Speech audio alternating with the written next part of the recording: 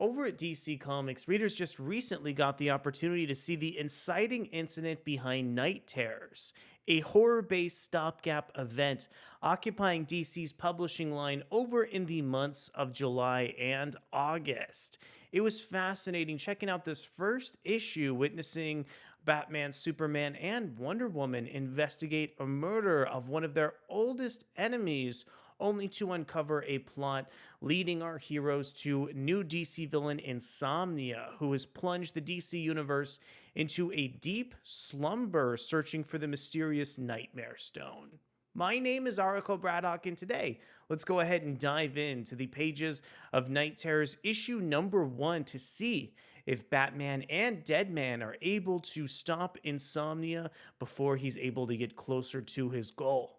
But before we get deeper into the video, I want to go ahead and encourage you to consider subscribing to the channel and hitting that like button if you enjoy our content. I want to go ahead and introduce Night Terrors with DC Comics solicitation text for the issue.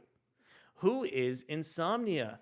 Hello, ghouls and ghosts. This is Boston Brand, aka Deadman, and I'll be your supernatural tour guide across the Night Terror stories.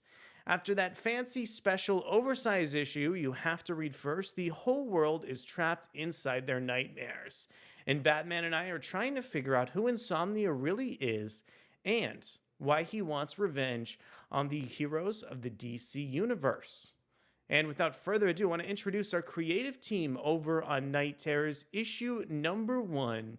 This series is written by Joshua Williamson, featuring art from Giuseppe Camuncoli, Stefano, Nesi, and Caspar, Wijngaard. The colors in the issue are coming in from Frank Martin, as well as Caspar, Wijngaard. We have letters from Troy Peteri and a cover by Ivan Reis, Danny Miki, as well as Brad Anderson. Here's a look at the really epic cover for Night Terrors, teasing Insomnia, kind of terrifying both Batman and Deadman. Really appreciate this cover, and also love that Ivan Reis is contributing to yet another DC Comics kind of horror-based storyline as well.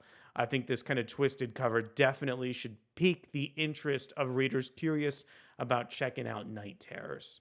Of course, I want to extend a quick thank you over to Adventures in Poor Taste for posting our preview of the debut of Night Terrors. And I want to start off our review by focusing in over on the fascinating artwork coming in from our trio of artists, including Giuseppe Camuncoli, Stefano, Nesi, and Caspar, Wijngaard, who we mentioned earlier in the storyline.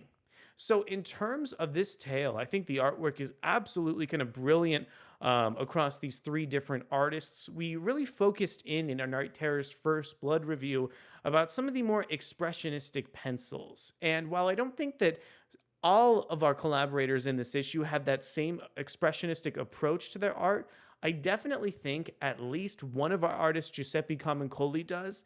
Elsewhere, I really appreciate what Stefano, Nesi, and Caspar, Wijngaard deliver over to this storyline, but it's much more kind of clean and refined versus the really kind of curvy and disheveled line over from Giuseppe Camuncoli in the issue. Here's one of his pages that we have now up on the screen. I think the way that Camuncoli is able to capture Insomnia is a little bit different than what we've seen from artists Howard Porter, as well as Guillaume March, who lent some pencils over to the Night Terrors Batman storyline. But I really do think that Camuncoli's line is able to capture that kind of spirit, that horror-themed spirit over in Night Terrors, especially when it comes to Insomnia. I think some of the facial expressions are just really mesmerizing throughout the storyline.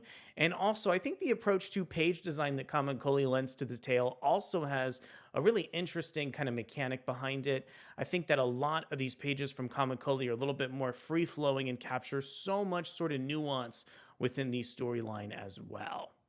Over in terms of the script for the issue, I really appreciated how much more clear Night Terrors was as opposed to Night Terrors First Blood. One aspect about this issue that may take some readers for a loop for a little bit, especially new readers who are jumping aboard Night Terrors for this first chapter, is the fact that the inciting incident over for this story took place in Night Terrors First Blood. So even though this is the first issue of the series, it doesn't quite feel like we're starting at page 1. However, I did really appreciate the intro sequence which we took a look at earlier in the issue, I really appreciated how Deadman kind of reintroduced himself to readers and introduced some of the kind of horror based themes of the story, as well as recapped his origin a little bit.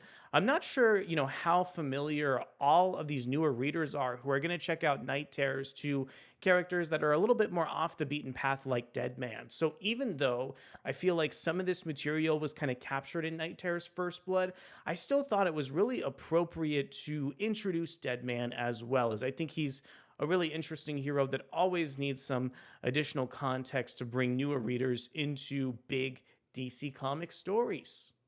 Elsewhere, this issue really focused on Boston Brand on a lot of different contexts here. We got to see him possessing Batman in numerous instances within the story.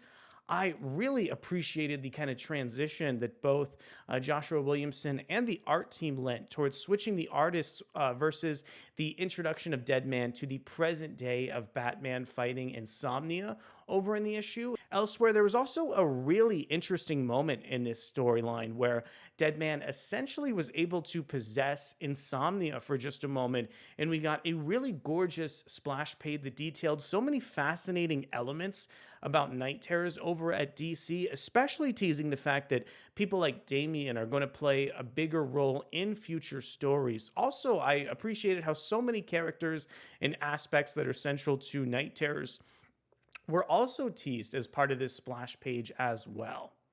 Elsewhere, this issue also kind of detailed the origins behind Insomnia, which was another really fascinating moment to experience here. I appreciated the fact that this had some ties back to the Lazarus resin, which is sort of like a de facto reference over to Lazarus Planet at DC Comics. And I think just referencing that sort of Lazarus resin helps keep the continuity intact between some of these issues, and I think makes these comics read a lot more cohesively from people who are just checking out some of these bigger DC Comics storylines. So really happy to see that celebrated as well. Deadman has several great moments in Bruce Wayne, Batman's skin throughout the tale. There's kind of so many interesting moments of Deadman picking up some of Bruce Wayne's gadgets in order to, save his life, essentially. But Deadman has a sense of regret, fearing that Bruce will judge him as he's kind of going through the motions here. I love the honest, kind of heart on a sleeve writing approach over to Boston, and think that was captured really nicely here in terms of this issue. Also, I think the end of this storyline was another really triumphant moment that's going to resonate with DC Comics readers who are really familiar with the line as a whole, and definitely brings out some interesting elements of this book. The character who is introduced here is also present on a page earlier in the issue too, so really appreciate some of the themes and how Joshua Williamson has kind of paced this script from a writing perspective as well. So at the end of the day here, I think Night Terrors 1 is a really solid debut over for readers. The one thing you really have to know about this book is that even though this is Night Terrors #1, the true start of the story felt like it happened last week in Night Terrors First Blood.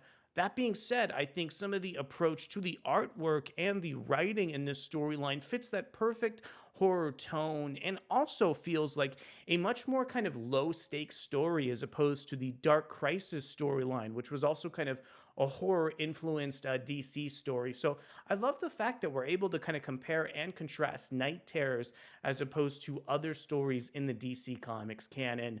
I want to know from you, what are some of your thoughts over on the new villain of Insomnia?